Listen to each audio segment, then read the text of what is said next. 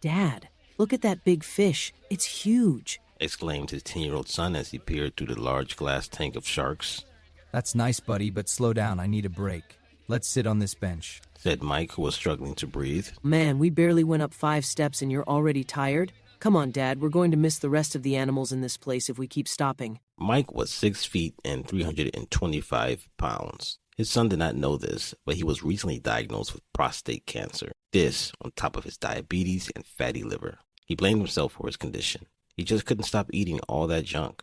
It started when his sister passed away 5 years ago. She was everything to him. When he was in trouble, he would call her for advice, and every time she would know just what to say. He remembers the last time he spoke with her. Michael, you really need to learn to depend on God for all your help. I'm afraid that all I have done is enabled you. Whenever an issue arises, you call me first. And when I ask you if you prayed before you called, you'd tell me you'd do it after the phone call. She told him.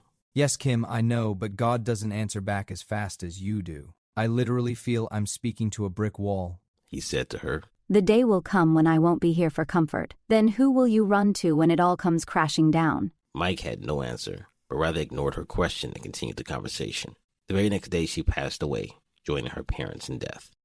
It was after that tragedy when he began binge eating. It started with a few unhealthy meals here and there. Then he would eat tubs of ice cream in one day and fast food for nightly dinners. He started to enjoy food so much, he did a few eating competitions. Yet he began to notice his bad habits. Whenever he was upset or anxious, he would go to the fridge or order food. Before his sister passed, he would simply call her. But with her gone, he couldn't call a friend because he had none, and he certainly couldn't bear speaking with his ex-wife. All he had left was his son, but he was too young to know anything. Besides, it would be awkward confiding in him all of his problems. He didn't want to lose him.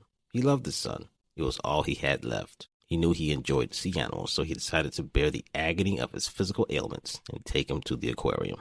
Dad, Mom says you won't live very long. Is that true? Asked his son. That woman, how could she be feeding him that poison about me? He angrily thought to himself. There's some things you will have to ignore. This is one of them, he answered. Yeah, and I usually do. But this week in gym class, my teacher told me that if we don't eat healthy food, we gain a lot of weight. And when we gain weight, it hurts our body and may end up leading to an early death. It's as if we are feeding ourselves poison, but dying from it at a later date. Suddenly, it clicked for Mike. He realized his hypocrisy, accusing his ex-wife of feeding his son poisonous thoughts about him when it was true, and it was him who was feeding himself the poison. He thought about the future. His son would grow up and get married, yet only his mother would be there to witness it, since he would be in the grave. His tombstone would read, "Here lies Michael, a man who thought food was more important than his own life." As he blankly stared at his increasingly impatient son, waiting for him to get up from the bench, he couldn't bear the thought of the possibility. This ends now. I've made food an idol and it's trying to kill me.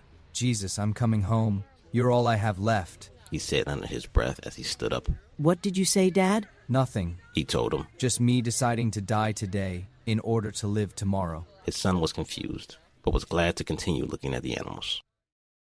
Like Mike, all of us are faced with a life full of problems and stress, yet we all differ in how we face them. Some of us resort to drugs, others to entertainment, and others to food. Yet our own Creator desires to take all of our burdens upon himself. He says, "Come to me, all you who are weary and carry heavy burdens, and I will give you rest. Take my yoke upon you, and let me teach you, because I am humble and gentle at heart, and you will find rest for your souls." Matthew 11:28-29. All it requires is faith, something that Kim had that Mike didn't possess. People and things may fail you, but God never fails you. This is why Kim had peace and was able to bring peace to Mike. However, Mike could only experience temporary peace, for he relied not on God, but on pleasure that could not last. Like Kim, most of us know the Lord's desire for our loved ones to have the same relationship.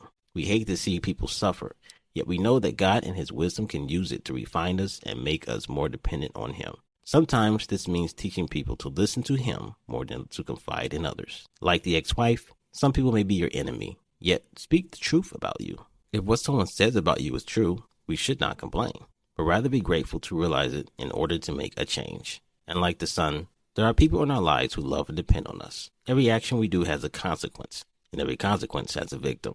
Don't make choices that will victimize the very people who care for you. Doing so is simply selfish. If you need to change, repent and start living right today. You're not dead yet. This was Speaker's Corner.